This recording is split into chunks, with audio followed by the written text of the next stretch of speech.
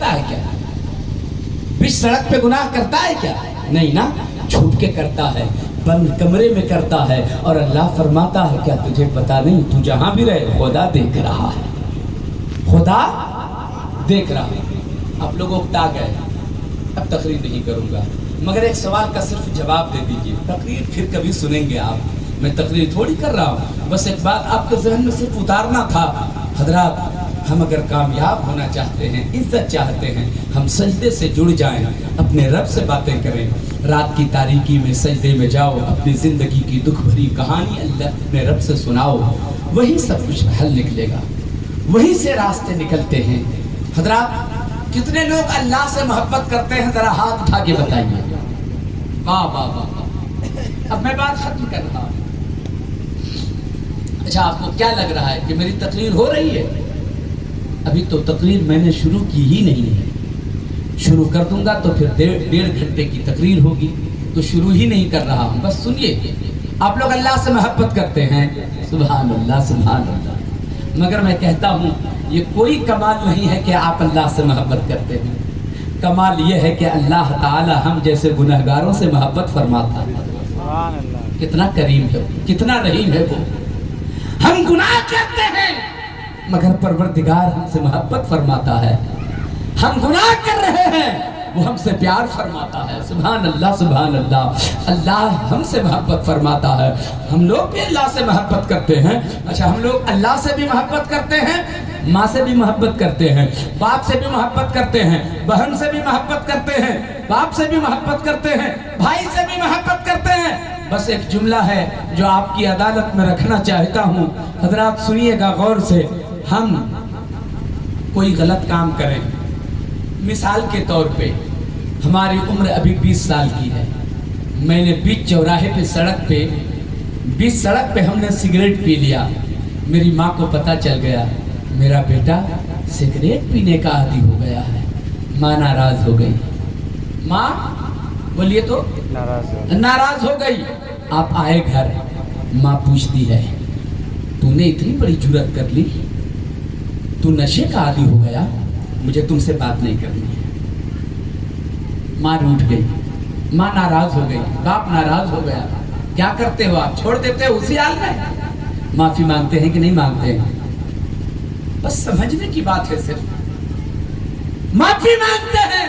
अम्मा जो पी लिया सो पी लिया, अब न पीऊंगा, माफ कर दो, अब नहीं पीऊंगा, अब गलती नहीं करूंगा, अब खता नहीं करूंगा, माफ कर दो। तुम चुप हो गई हो ना तो मेरी सांसें अटक अटक सी जाती हैं। तुम जो नाराज हो गई हो ना, तबीयत नहीं लग रही है। तुम जो नाराज हो गई हो ना, बिस्तर पे सुकून करार नहीं मिल रहा है। अम्मा माफ कर दो। ना ना ना ना, माफ नहीं करूंगी। एक बार समझाया था, फिर तूने वही गलती की, दोबारा समझाया, फिर वही गलती की, आज तीसरी बार तूने फिर वही काम किया। अब तुझसे राजी नहीं हूं मैं, अब तुझसे नाराज ही रहूंगी, अब तुझसे बातें नहीं करूंगी, अब तुझसे चुप रहूंगी, अब तुझसे मैं नाराज हूं। इमाम साहब के पास गए हम।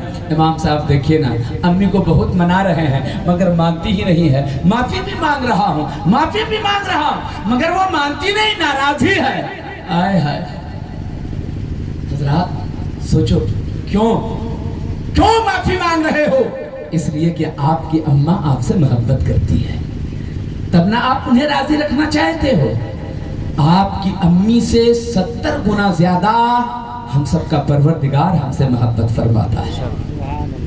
हम सजदा नहीं करते तो रब नाराज, हम झूठ बोले तो रब नाराज, हम ज़िना करें तो रब नाराज, हम खता करें तो रब नाराज। मैं आपसे कहता हूँ, अगर अपनी माँ को राजी करने के लिए परेशान हो तो अपने रब को राजी करने के लिए परेशान क्यों नहीं रहते? अपने रब को भी राजी करो, अपने परवरदिगार को भी राजी करो, अपने परवरदिगार को भी राजी करो और माफी मांगो, इसलिए कि तेरी माँ तुमसे मोहब्बत करती है।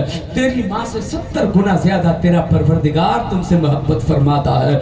इसलिए जरूरत इस बात की है, कितनी मोहब्बत फरमाता है। बात खत्म कर रहा हूँ, कितनी मोहब्बत खुदा फरमाता है।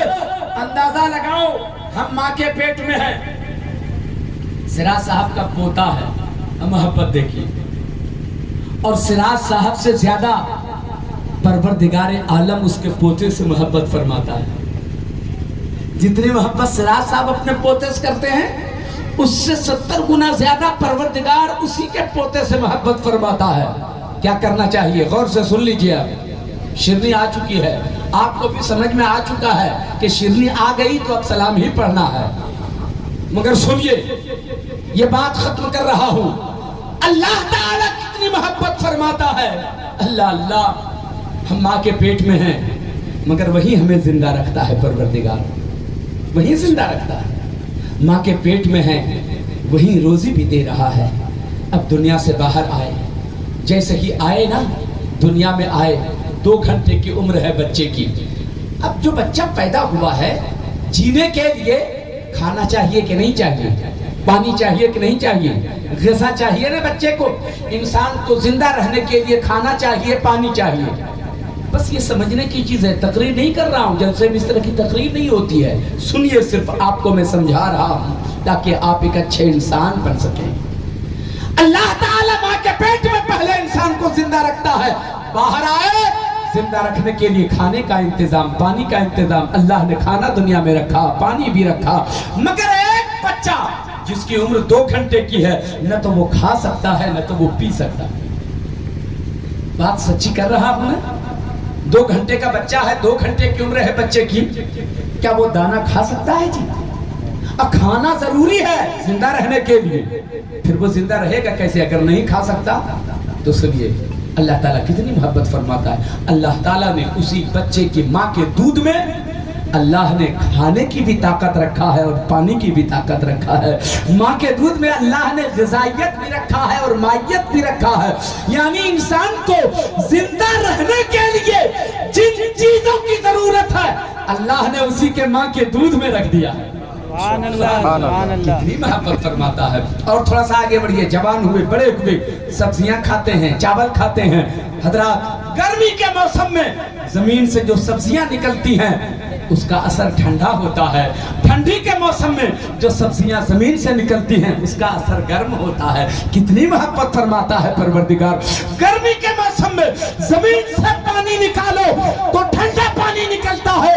ٹھنڈی کے موسم میں زمین سے پانی نکالو تو گرم پانی نکلتا ہے. سبحان اللہ. اللہ کتنی محبت فرماتا ہے. کیا کیا ہم نے اللہ کے؟ اللہ یہ سب کچھ ہماری خاطر فرما رہا ہے. سارا انتظام ہماری خاطر. ہم نے اپنے رب کی خاطر کیا کیا ہے؟ خدا کے واسطے اپنے رب کی خاطر تھوڑا سا وقت نکالو، سجدے کے عادی ہو جاؤ. اللہ تعالیٰ تجھے سدا بہار رکھے گا، تیری زندگی میں خوشحالی عطا فرمائے گا. اللہ تبارک و تعالیٰ کی بارگاہ میں دعا ہے، مالک میں نے تو کچھ کہا نہیں ہے لیکن اگر کوئی جملہ لوگوں کے دل تک پہنچ گیا ہو تو میرے مالک عمل کی سب کو توفیق و رفیق عطا فرما.